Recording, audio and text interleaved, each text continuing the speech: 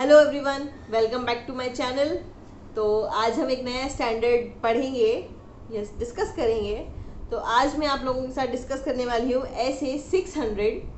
मैंने सोचा वो बहुत ज़्यादा मोनोटोनस हो रहा था, 200 का सीरीज़ ख़त्म हुआ तो मैं थोड़ा सोची थी पहले 300 का सीरीज़ स्टार्ट करूँ या कोई और लूँ।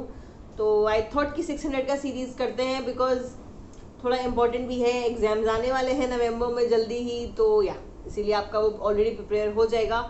कुछ कुछ बीच में जो स्टैंडर्ड्स हैं वो थोड़ा कम इंपॉर्टेंस रखते हैं, तो या you can like skip that because इतने सारे स्टैंडर्ड्स हैं, सबको पता है, कोई पूरा नहीं पढ़ के जाता है। तो यस, इसीलिए मैंने सोचा कि ऐसे 600 की सीरीज़ उठाते हैं तो वो आपका हो जाएगा। एंड वो इम्पोर्टेंट भी है, एग्जाम्स में रेगुलरली पूछा जाता है, लाइक एवरी ऑल्टरनेट एग्जाम्स या हर एग्जाम में कंटिन्यूसली आता है। तो यस, चलिए आज हम बात करेंगे ऐसे 600 की, that is using the work of another auditor. तो मैंने इस स्टैंडर्ड को 4 मेजर पॉइंट्स में बाइफिकेट किया है। जो तो एक्चुअली मैं पॉइंट्स में इसलिए करती हूँ ताकि आपको याद करने में भी इजी रहे और मेरे को आपको समझाने में भी इजी रहे। तो यस, इसलिए मैंने इसको 4 मेजर पॉइंट्स में कैटेगराइज किया है, जिसमें पहला है प्रिंसिपल ऑडिटर्स प्रोसीजर्स। तो जो हमारा प्रिंसिपल ऑडिटर है, जो अनदर ऑडिटर का वर्क यूज करने वाला है, वो क्या क्या करेगा उसके बारे में हम बात करेंगे, क्या प्रोसीजर्स वो फॉलो करेगा। नेक्स्ट है कोऑर्डिनेशन बिटवीन देम, कि दोनों में कैसा कोऑर्डिनेशन और क्या होना चाहिए। नेक्स्ट है रिपोर्टिंग, कि फिर क्या रिपोर्टिंग होगी। And fourth and the last point जो हम डिस्कस करेंगे दैट विल बी डॉक्यूमेंटेशन, कि क्या क्या डॉक्यूमेंटेशन हमको बनाना है। तो चलिए स्टार्ट करते हैं with the first point, that is principal auditors procedures. तो प्रिंसिपल ऑडिटर क्या क्या प्रोसीजर्स करेगा, कि उसको अनदर ऑडिटर का वर्क यूज करना है या नहीं करना है, उसके लिए क्या क्या प्रोसीजर्स वो यूज करने वाला है। तो इसको भी मैंने 4 पॉइंट्स में किया है। सबसे पहला है कि पहले वो उसका प्रोफेशनल कॉम्पिटेंस देखेगा कि वो सही है या नहीं, अनबायस्ड है या नहीं है, उसमें इतनी कैपेबिलिटी है या नहीं है, उतना उस जो उसका क्वालिफिकेशन है जो, तो जितना हमें ज़रूरत है उतना उसके लिए वो एप्ट है या नहीं है, तो उसका प्रोफेशनल कॉम्पिटेंस वो देखेगा। नेक्स्ट है obtain sufficient and appropriate evidences that work of another auditor is adequate for his purpose। तो एविडेंसेस इकट्ठे करेगा कि जो उसने काम another auditor का वो यूज़ करने वाला है वो उसके लिए अप्रोप्रिएट है या नहीं है। नेक्स्ट है discuss audit procedures applied with other auditor, कौन सा क्या क्या प्रोसीजर उसने यूज़ किए हैं अपने वर्क में, उसको वो उससे डिस्कस करेगा।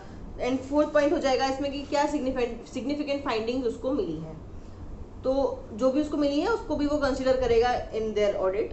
तो ये 4 पॉइंट्स हैं जो ऑडिट प्रोसीजर्स प्रिंसिपल ऑडिटर करेगा while using the work of another auditor. फिर हमारा नेक्स्ट पॉइंट होगा कोऑर्डिनेशन, कैसा कोऑर्डिनेशन होना चाहिए दोनों में। तो इसमें है सबसे पहले दोनों में सफिशिएंट कम्युनिकेशन होना चाहिए। फिर उसके बाद जो है अनदर ऑडिटर की कुछ कुछ चीज़ें हैं जो उसने प्रिंसिपल ऑडिटर से पूछ के करना चाहिए, जैसे कि जो भी टाइम टेबल है वो फॉलो प्रॉपर बनना चाहिए, प्रॉपर उसको फॉलो करना चाहिए। कोई सिग्निफिकेंट फाइंडिंग्स उसको मिल रही हैं तो वो पहले प्रिंसिपल ऑडिटर को जाके डिस्कस करेगा। फिर compliance with the statutory requirements, जो भी लॉ एंड रेगुलेशन एंटिटी में फॉलो हो रहे हैं उस सबको वो कंप्लाई कर रहा है या नहीं। Then respond to detail questionnaire, principal auditor generally एक क्वेश्चन आयर बना के देगा अनदर ऑडिटर को टू आंसर दैट, तो अनदर ऑडिटर उस सबको आंसर करेगा।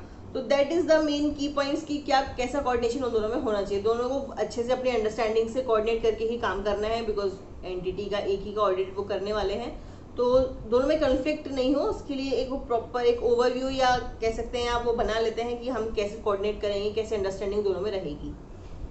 ऑलराइट दी, फिर उसके बाद थर्ड पॉइंट हमारा आया रिपोर्टिंग।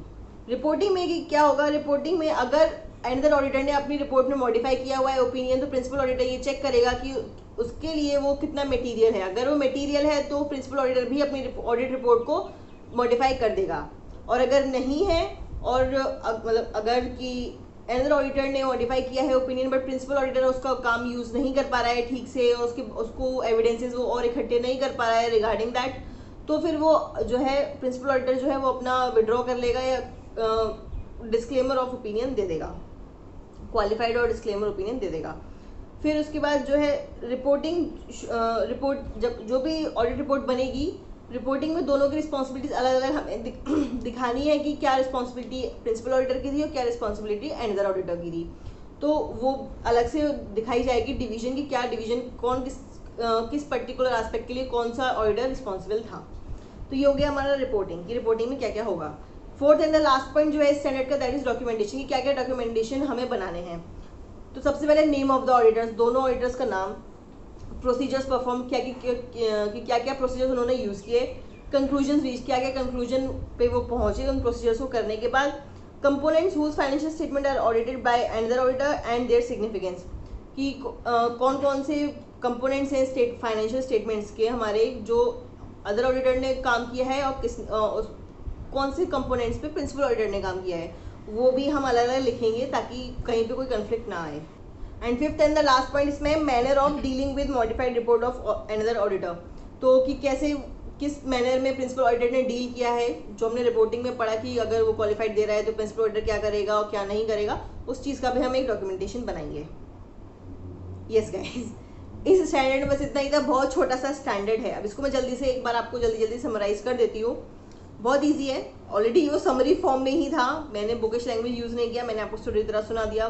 बुकिश लैंग्वेज आप बुक से भी पढ़ सकते हैं, तो इसीलिए यहाँ पे मुझे नहीं लगा कि मुझे आपको वो डिटेल में ऐसे करना चाहिए, इसलिए मैंने जल्दी बस आपको वो समझा दिया। तो या हमने इसमें 4 पॉइंट्स पढ़े कि क्या ऑडिट प्रोसीजर्स हैं जो प्रिंसिपल ऑडिटर करेगा, फिर हमने पढ़ा कोऑर्डिनेशन दोनों में क्या होना चाहिए, फिर हमने पढ़ा रिपोर्टिंग और फिर हमने पढ़ा डॉक्यूमेंटेशन। सबसे पहला जो था ऑडिट प्रोसीजर्स, ये थोड़ा एग्जाम्स में आता रहता है, ऑडिट प्रोसीजर्स और कोऑर्डिनेशन वाला पॉइंट, तो थोड़ा इस पर आप लोग ध्यान दीजिएगा। पहला था इसमें ऑडिट प्रोसीजर्स। ऑडिट प्रोसीजर्स में क्या क्या है वो देखिएगा, अदर ऑडिटर का प्रोफेशनल कॉम्पिटेंस, फिर उसके बाद वो एविडेंसेस इकट्ठे करेगा कि जो उसने काम किया है वो ठीक है कि नहीं है हमारे लिए, फिर वो देखेगा ऑडिट प्रोसीजर्स जो है अदर ऑडिटर उस प्रिंसिपल ऑडिटर से डिस्कस करेगा, फिर देखेगा कि क्या सिग्निफिकेंट फाइंडिंग्स हैं उसके बारे में प्रिंसिपल ऑडिटर और अदर ऑडिटर डिस्कस करेंगे।